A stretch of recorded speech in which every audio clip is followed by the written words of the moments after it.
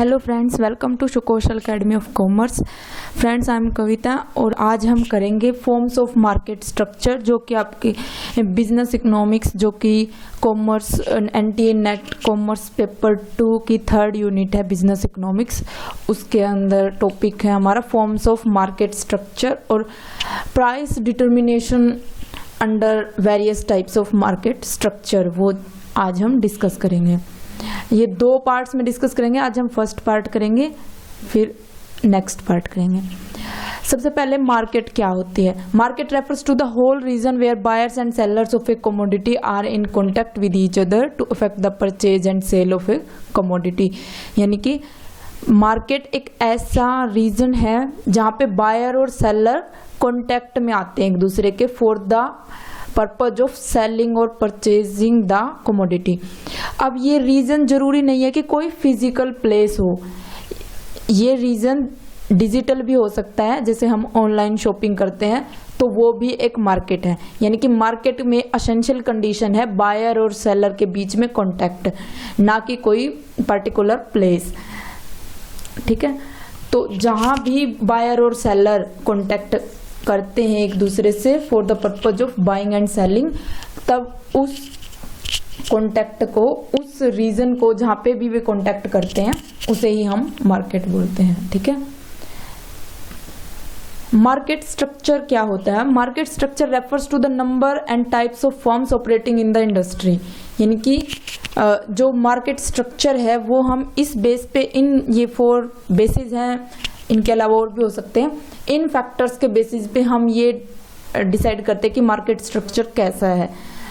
जैसे कि number of buyer और सेलर, इनके बेसिस पे number, nature of commodity, freedom of movement of firms और knowledge of the market conditions या प्राइस डिटर्मिनेशन भी कैसे होता है। ये भी फैक्टर है एक मार्केट स्ट्रक्चर का। यानी कि मार्केट स्ट्रक्चर का मतलब है कि वो मार्केट जो है उसमें नंबर ऑफ सेलर्स, बायर्स कितने हैं, टाइप्स ऑफ फर्म्स कितनी है, उसमें प्राइस कैसे डिटरमाइन होता है, ये सारी चीजें मार्केट स्ट्रक्चर की फीचर्स हैं।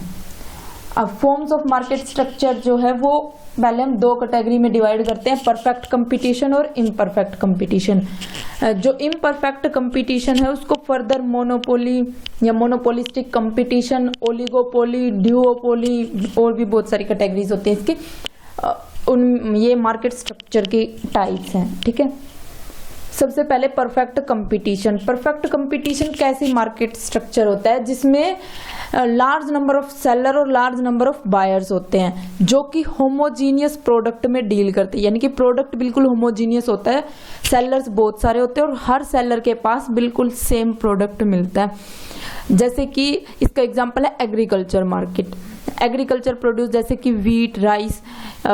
चलो राइस में कुछ कैटेगरीज होती है, लेकिन राइस की जो वे कैटेगरीज है वो सेलर के ऊपर डिपेंड नहीं करती। सेम सेलर, अलग अलग सेलर्स के पास same category of rice, same category of wheat मिल जाता है ना। तो यानी कि सेम हर सेलर के पास बिल्कुल होमोजीनियस प्रोडक्ट होता है। तो ऐसे ही मार्केट को हम परफेक्ट कंपटीशन मार्केट बोलते हैं। ठीक है, इसकी अदर फीचर्स कौन कौन से हैं। Large number of buyer and seller होते ही हैं इसमें, और होमोजीनियस प्रोडक्ट होता है, और freedom of entry and exit. यानी कि कोई भी सेलर उसमें एंट्री ले सकता है मार्केट में और कोई भी एग्जिट ले सकता है फ्रीली, बिल्कुल किसी के ऊपर कोई रिस्ट्रिक्शन नहीं होती कि सिर्फ एक ही सेलर होगा या कुछ ही सेलर्स होंगे, या कोई जो एग्जिस्टिंग सेलर्स हैं ना वो उनकी एंट्री पे बैन लगाते हैं किसी भी तरह से जो अनदर न्यू सेलर्स आना चाहते हैं मार्केट में। परफेक्ट नॉलेज होती है बायर को भी और सेलर को भी मार्केट की और मार्केट कंडीशंस की, क्या प्राइस चल रहे हैं मार्केट में, ये सारी चीजें फिक्स होती है। क्योंकि देखो, जब हमें ये है कि जैसे 1600 रुपये पर क्विंटल गेहूं मिलता है तो वो हर सेलर के पास उतना ही मिलेगा, है ना। तो इसलिए ये सभी बायर्स को भी पता है और सेलर्स को भी पता है। तो इसलिए परफेक्ट नॉलेज होती है मार्केट कंडीशंस की बायर और सेलर दोनों को। Perfect mobility of factors of production. जो फैक्टर्स ऑफ प्रोडक्शन है उनकी फ्रीली और परफेक्ट मोबिलिटी होती है, जैसे कि लेबर, लैंड, कैपिटल, इनकी। Absence of transportation cost, absence of selling cost. इसमें ना तो कोई ट्रांसपोर्टेशन कॉस्ट को हम प्राइस में इंक्लूड करते हैं और ना ही कोई सेलिंग कॉस्ट, क्योंकि होमोजीनियस प्रोडक्ट है। अब उसमें कोई एडवर्टीजमेंट करने की जरूरत नहीं है किसी भी सेलर को, तो इसलिए सेलिंग कॉस्ट भी इंक्लूड नहीं होती, ना ही ट्रांसपोर्टेशन कॉस्ट इंक्लूड होती है। एक सिटी में जो रेट मिलेगा दूसरी सिटी में भी सेम रेट होगा, ठीक है, उस प्रोडक्ट का। तो इसलिए कोई ट्रांसपोर्टेशन कॉस्ट नहीं होती और कोई सेलिंग कॉस्ट नहीं होती। Firm is a price taker, इसमें फर्म जो है वो प्राइस टेकर होती है। प्राइस कैसे डिटरमाइन होता है? मार्केट कंडीशंस के बेसिस पे। ये देखो इसमें इसकी डेफिनेशन में ये है कि price fix by the market, यानी कि मार्केट के द्वारा फिक्स किया जाता है। और मार्केट कैसे फिक्स करते हैं? On the basis of demand and supply, यानी कि डिमांड एंड सप्लाई का जहां भी कॉन्ट्रैक्शन होगा वहां प्राइस होगा और वो ही प्राइस सभी फर्म्स को फॉलो करना पड़ेगा। तो इसलिए फर्म जो है वो प्राइस टेकर होती है, ना कि price maker under the perfect competition. अब देखो एक प्योर कंपटीशन होता है और एक परफेक्ट कंपटीशन, इनमें क्या डिफरेंस है? देखो प्योर कंपटीशन, ये 3 कंडीशंस ही अगर सेटिस्फाई हो जाए तो वो प्योर कंपटीशन होगा। कौन सी 3 कंडीशन? जो फर्स्ट 3 कंडीशन परफेक्ट कंपटीशन की थी, large number of buyer and seller है, होमोजीनियस प्रोडक्ट और freedom of entry and exit है। अगर ये तीनों कंडीशन सेटिस्फाई हो जाए तो अब हम उसे बोलेंगे प्योर कंपटीशन। और परफेक्ट कंपटीशन क्या होता है? जब ये तीनों कंडीशन, यानी कि प्योर कंपटीशन की तीनों कंडीशंस के साथ साथ ये अदर जो 4 कंडीशंस हैं, कौन सी? कि बायर और सेलर को परफेक्ट नॉलेज है, फैक्टर ऑफ प्रोडक्शन की परफेक्ट मोबिलिटी है, और कोई ट्रांसपोर्टेशन कॉस्ट या सेलिंग कॉस्ट नहीं है, और मार्केट कंडीशंस के बेसिस पे प्राइस डिटरमाइन किया जाता है, तब वो बन जाता है परफेक्ट कंपटीशन। और प्योर कंपटीशन वो अगर ये तीनों कंडीशन ही सिर्फ सेटिस्फाई हो जाए तब वो प्योर कंपटीशन होता है, ठीक है। अब प्राइस कैसे डिटरमाइन किया जाता है अंडर परफेक्ट कंपटीशन? हमने पहले भी डिस्कस किया कि डिमांड और सप्लाई जहां भी एक दूसरे को कट करेंगी तो उस कॉन्ट्रैक्शन पॉइंट पे ही प्राइस डिटरमाइन होगा। ये डिमांड कर्व और ये सप्लाई कर्व, ये दोनों जहां भी मिल रहे हैं इस पॉइंट पे, तो यही इसी की ये इस पॉइंट के ऊपर ही जो है वो प्राइस फिक्स होगा उस कमोडिटी का। और यही प्राइस फिर जो है इंडिविजुअल सेलर को अडॉप्ट करना पड़ेगा, यानी क्योंकि इसमें जो इंडिविजुअल सेलर है वो प्राइस टेकर होता है, तो इसलिए इसको यही प्राइस टेक करना पड़ेगा, ठीक है।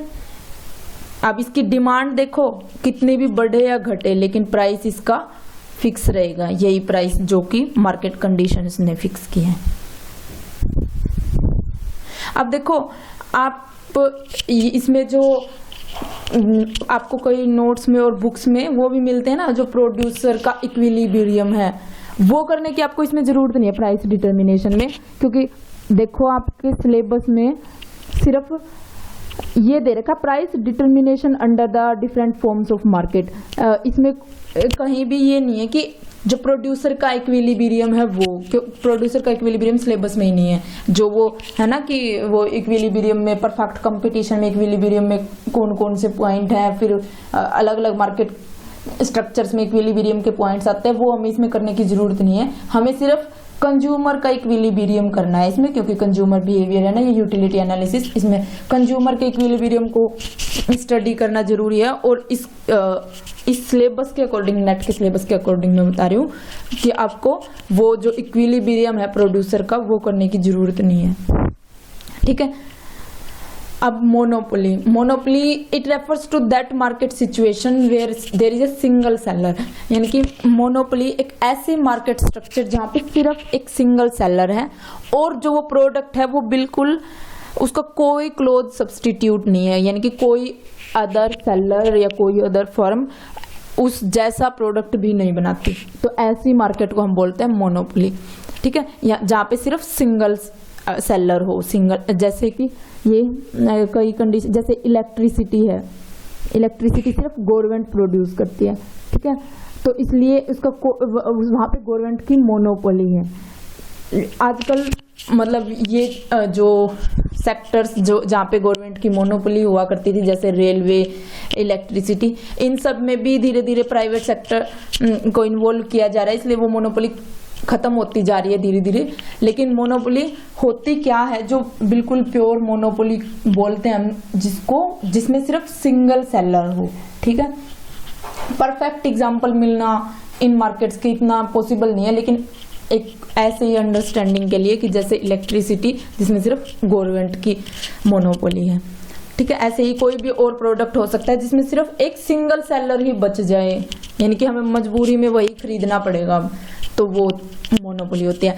अब मोनोपोली है, सिंगल सेलर है, उसमें उसका कोई क्लोज सब्स्टिट्यूट नहीं है, और जो नई फर्म्स हैं उनकी एंट्री और एग्जिट दोनों पे ही रिस्ट्रिक्शन है। एंट्री पे रिस्ट्रिक्शन है क्योंकि मोनोपोली है वो जो अब वो एग्जिस्टिंग फर्म है वो किसी दूसरी फर्म को इतनी आसानी से एंटर नहीं करने देगी मार्केट में, ठीक है। और अगर एंटर कर जाएगी कोई अदर फर्म तो वो ड्यूओपोली या ओलिगोपोली और फिर धीरे धीरे करके मोनोपोलिस्टिक कंपटीशन में कन्वर्ट हो जाएगी वो मोनोपोली, ठीक है। प्राइस डिस्क्रिमिनेशन होता है। अब इसमें प्राइस डिस्क्रिमिनेशन का क्या मतलब है कि अब सिंगल सेलर है वो अपनी मर्जी से प्राइस फिक्स करता है, अब वो अपनी मर्जी से प्राइस डिस्क्रिमिनेट भी करता है, यानी कि एक बायर को के लिए अलग प्राइस, दूसरे बायर के लिए अलग प्राइस। ये प्राइस प्राइस डिस्क्रिमिनेशन के टाइप्स हैं वो हम नेक्स्ट वीडियो में करेंगे, ठीक है। अभी के लिए इतना ही समझ लो कि प्राइस डिस्क्रिमिनेशन क्या होता है, ये मोनोपोली के अंडर होता है, ठीक है। और जो मोनोपोली में जो सेलर है वो प्राइस मेकर होता है, ना कि प्राइस टेकर। परफेक्ट कंपटीशन में हमने पढ़ा था ना कि जो फर्म है वो प्राइस टेकर होती है, लेकिन मोनोपोली में फर्म जो है वो प्राइस मेकर होती है, यानी कि वो अपनी डिमांड और सप्लाई के बेसिस पे, खुद की डिमांड और सप्लाई के बेसिस पे या कोई और भी अलग अलग बेसिस हो सकते हैं जिनके बेसिस पे वो प्राइस डिटरमाइन करते हैं खुद ही। प्राइस डिस्क्रिमिनेशन करते हैं तो वो अदर बेसिस में आ जाएंगे, ठीक है। डिमांड कर्व कैसा होता है मोनोपोली में, ये स्लोपिंग डाउनवर्ड, और देखो प्राइस चेंज होता है डिमांड के साथ साथ। परफेक्ट कंपटीशन में हमने देखा ना वो फ्लैट था डिमांड कर्व, यानी कि डिमांड कितनी भी हो जाए फर्म की प्राइस फिक्स रहेगा, लेकिन मोनोपोली में जैसे जैसे डिमांड रिड्यूस होगी प्राइस जो है वो भी रिड्यूस होता जाएगा। और अगर हम ये करेंगे इस प्राइस को पहले लेके चलते हैं, यानी कि प्राइस बढ़ेगा तो डिमांड घट जाएगी।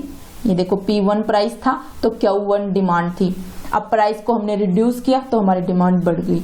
और ऐसे ही अगर पहले P2 प्राइस लेके चले बाद में प्राइस बढ़ा दिया तो हमारी जो डिमांड है वो भी घट गई। तो इसलिए डिमांड के अकॉर्डिंग जो मोनोपोलिस्ट है, सेलर है मोनोपोली मार्केट में, वो अपना प्राइस डिटरमाइन करता है और प्राइस डिस्क्रिमिनेशन भी करता है, ठीक है। नेक्स्ट है मोनोपोलिस्टिक कंपटीशन। अब ये नाम तो सुनने में बिल्कुल मोनोपोली मार्केट जैसा लग रहा है, लेकिन ये इसकी फीचर्स जो है वो परफेक्ट कंपटीशन से ज्यादा मिलती हैं। इसमें क्या होता है, where there is a large number of seller and buyer and dealing in a heterogeneous product at a price fix by market and the monopolistic seller both, यानी कि दोनों ही प्राइस फिक्स करते हैं। और जो प्रोडक्ट है वो हेट्रोजीनियस होता है। हेट्रोजीनियस यानी कि हर सेलर के पास थोड़ा बहुत अलग यानी कि डिफरेंशिएटेड प्रोडक्ट मिलेगा, सेम बिल्कुल सेम प्रोडक्ट नहीं मिलेगा। ये मोनोपोलिस्टिक कंपटीशन मार्केट हमारी जो नॉर्मली मार्केट्स होती है सभी चीजों की, जैसे बुक्स, पेन, सोप्स, इन सब की जो मार्केट है वो मोनोपोलिस्टिक मार्केट होती है। यानी कि एक टूथपेस्ट है, अब उस अलग अलग ब्रांड्स की टूथपेस्ट अलग अलग मिलेंगी, हमें थोड़ा बहुत डिफरेंस मिलेगा उनमें, और उसी डिफरेंस के कारण जो वो ब्रांड के अकॉर्डिंग जो सेलर है मोनोपोलिस्टिक कंपटीशन में वो थोड़ा बहुत प्राइस जो है वो कम ज्यादा करता है। और वैसे जो प्राइस है मेनली वो इंडस्ट्री के प्राइस के ऊपर ही डिपेंड करता है, यानी कि इंडस्ट्री में उस प्रोडक्ट का जो प्राइस होगा उसके आसपास ही प्राइस मिलेगा सभी फर्म्स का, लेकिन थोड़ा बहुत डिफरेंस हो सकता है because of selling cost, transportation cost और बिकॉज ऑफ ब्रांड, ठीक है। अब मोनोपोलिस्टिक कंपटीशन है वो देखो दो वर्ड से मिलके बना है, मोनोपोली और कंपटीशन। इसका क्या मतलब है, under monopolistic competition firm is the sole producer of a particular brand. यानी कि कंपटीशन तो है लेकिन मोनोपोली कैसे है कि वो अपने ब्रांड की सिर्फ सोल प्रोड्यूसर है, यानी कि जो एक पर्टिकुलर ब्रांड है वहां पे तो मोनोपोली है, यानी कि उस ब्रांड की जो प्रोडक्ट है वो सिर्फ वही फर्म प्रोड्यूस कर सकती है, वही फर्म सेल कर सकती है। लेकिन कंपटीशन कैसे है, क्योंकि वो प्रोडक्ट जो है वैसे सिमिलर है, बस थोड़ा बहुत उनमें डिफरेंस है बिकॉज ऑफ द ब्रांड, ठीक है। अब फीचर्स ऑफ मोनोपोलिस्टिक कंपटीशन क्या है कि लार्ज नंबर ऑफ सेलर और बायर तो है ही इसमें, प्रोडक्ट जो है वो डिफरेंशिएटेड है, ये इसमें एसेंशियल कंडीशन है सबसे। जो एंट्री और एग्जिट है फर्म्स की वो भी फ्री है, जैसे कि परफेक्ट कंपटीशन में होती है। सेलिंग कॉस्ट इसमें होती है, परफेक्ट कंपटीशन में कोई सेलिंग कॉस्ट नहीं थी, लेकिन इसमें अपने ब्रांड के एडवर्टीजमेंट करने के लिए सेलिंग कॉस्ट तो उठानी पड़ेगी सेलर को, तो इसीलिए जो प्राइस है वो कम ज्यादा हो सकता है इंडस्ट्री प्राइस से। Lack of perfect knowledge, lack of perfect knowledge का क्या मतलब है, क्योंकि कई बार आर्टिफिशियली कोई वो जैसे कि एडवर्टीजमेंट के थ्रू दिखा के आर्टिफिशियल सुपीरियर इसी अपने प्रोडक्ट की क्रिएट करते हैं, यानी कि उनका प्रोडक्ट सुपीरियर है बाकी प्रोडक्ट से, वो एडवर्टीजमेंट के थ्रू कस्टमर्स को झूठ भी बोल सकते हैं, मतलब कि तो इसलिए उसमें परफेक्ट नॉलेज नहीं होती कस्टमर को कि कौन सा प्रोडक्ट सही है या सारे प्रोडक्ट्स का प्राइस यही सही है, ये प्राइस पे करना इसकी वैल्यू है या नहीं है, क्योंकि इसमें वो एडवर्टीजमेंट के थ्रू जो सेलर है वो इन्फ्लुएंस करता है उसको, उसकी नॉलेज को भी। नॉन प्राइस कंपटीशन है, क्योंकि प्राइस कंपटीशन इसमें इसलिए नहीं क्योंकि वो अपने प्रोडक्ट की क्वालिटी और अपनी सर्विसेज उनके बेसिस पे कंपटीशन ज़्यादा करते हैं, ना कि प्राइस के बेसिस पे। वैसे प्राइस कंपटीशन भी होता है लेकिन नॉन प्राइस कंपटीशन भी होता है इसमें। और जो फर्म है वो पार्शियली डिटरमाइन करती है प्राइस को, यानी कि प्राइस इंडस्ट्री भी डिटरमाइन, मतलब कि इंडस्ट्री की जो डिमांड एंड सप्लाई है उसके बेसिस पे भी प्राइस डिटरमाइन होता है, लेकिन उस प्राइस को कम और ज़्यादा किया जा सकता है with because of the selling cost. ठीक है, अब डिमांड कर्व मोनोपोलिस्टिक कंपटीशन में देखो सिमिलर होते हैं, मोनोपोली और मोनोपोलिस्टिक कंपटीशन दोनों में डिमांड कर्व, ये AR और MR, ये AR ही जो है वो डिमांड कर्व होता है, तो ये वैसे तो सिमिलर होते हैं, लेकिन इसमें थोड़े से ये ज्यादा, इसमें थोड़े ज्यादा झुके हुए हैं और इसमें थोड़े कम झुके हुए, क्योंकि ये परफेक्ट कंपटीशन की भी फीचर्स है ना इसमें, इसलिए ये थोड़े से कम झुके हुए हैं और इसमें ये ज्यादा झुके हुए डिमांड कर्व है। और होता ऐसे ही है कि डिमांड का प्राइस के ऊपर इफेक्ट पड़ता है, फर्म की डिमांड का भी। इसमें मोनोपोली में तो होता ही है कि फर्म एक पर्टिकुलर फर्म ही है, अब वो उसकी डिमांड इंक्रीज होएगी तो प्राइस के ऊपर इफेक्ट पड़ेगा इंक्रीज या डिक्रीज होने से। और ऐसे ही जो फर्म है इसमें मोनोपोलिस्टिक कंपटीशन है उसमें भी उस पर्टिकुलर फर्म के प्रोडक्ट की डिमांड इंक्रीज और डिक्रीज होगी, उससे भी उसके प्रोडक्ट के प्राइस के ऊपर इफेक्ट पड़ेगा, लेकिन इसके ऊपर ज्यादा इफेक्ट इंडस्ट्री के प्राइस का भी पड़ेगा। लेकिन इसमें इंडस्ट्री कोई होती ही नहीं है क्योंकि एक सिंगल फर्म है, तो इस सिंगल फर्म के बेसिस पे इंडस्ट्री की डिमांड और सप्लाई डिटरमाइन होगी, लेकिन इसमें लार्ज नंबर ऑफ सेलर्स है, लार्ज नंबर ऑफ फर्म्स है, तो उनके बेसिस पे भी होती है। ठीक है, ठीक है फ्रेंड्स, थैंक्स फॉर वॉचिंग। अगर आपको पसंद आए वीडियो, यूजफुल लगे तो लाइक करना और शेयर करना और हमारे चैनल को सब्सक्राइब करना। और अगर आपको किसी अदर टॉपिक पे वीडियो चाहिए हो या कोई अदर सजेशन हो तो कमेंट करके जरूर बताना। Thanks for watching.